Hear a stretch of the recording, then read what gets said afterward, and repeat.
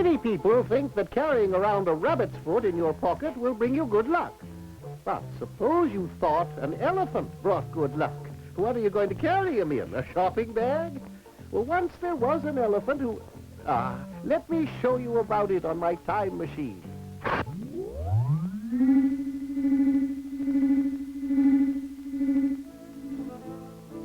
Charlamagne was a great king who loved the arts. This was a long time before the printing press was invented, so that all books were lettered by hand. Very often, an artist would paint a picture around the first letter of each page. It sometimes took several years for a book to be completed, and of course it was very expensive. But Charlamagne loved books so much that he had artists all over his kingdom constantly at work on new projects. The king was very proud of his schools. He believed that it was important for his people to learn to read and write. But life was not easy in the 9th century. His walled cities were often attacked by invaders. Besides being an art lover, the king was a great warrior and a skillful general.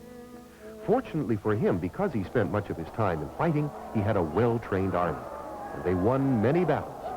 But it seemed that they had hardly finished one war when another started. Instead of planning new schools, he had to plan campaigns against his enemies. Far away in the city of Baghdad was another wise ruler, Harun al-Rashid. He knew of Charlamagne and wanted to send him a present, not something simple like silk robes or even expensive jewelry, something unusual.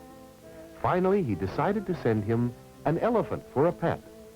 He chose an elephant named Abu al-Abras, a very gentle creature. So Abu al-Abras started on the long journey to the court of Charlamagne. That must have been a long walk. What puzzles me is, where did they find a peanut stand when he got hungry? Well, let's see what happened next. Everybody in Charlemagne's court was astonished. They had never seen an elephant before. In spite of his great strength, Abu was friendly and gentle, especially with children. Charlamagne loved to take him for walks in the countryside. The people loved him too, because a strange thing had happened. As soon as he arrived, everything changed. There was peace in the land. People were planting crops without fear of having them burned. And animals were being taken out into the fields without having to worry about raiders carrying them off. Once more, Charlamagne could visit the schools he was so proud of, and the children loved to give Abu al-Abras little tidbits. But the good luck that Abu seemed to have brought didn't last long. Once more, Charlemagne's kingdom was threatened by invaders. He took Abu with him on his march, hoping that he would frighten the enemy. But the poor elephant became sick, and finally he died. Then everything seemed to go wrong.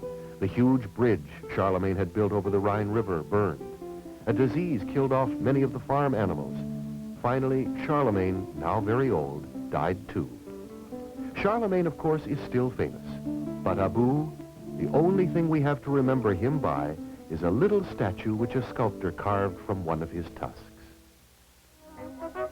Ah, that's a good story. It's good to be kind to animals, but I have a new idea. Let's be kind to tennis balls.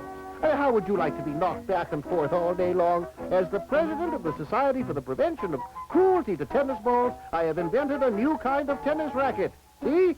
No strings.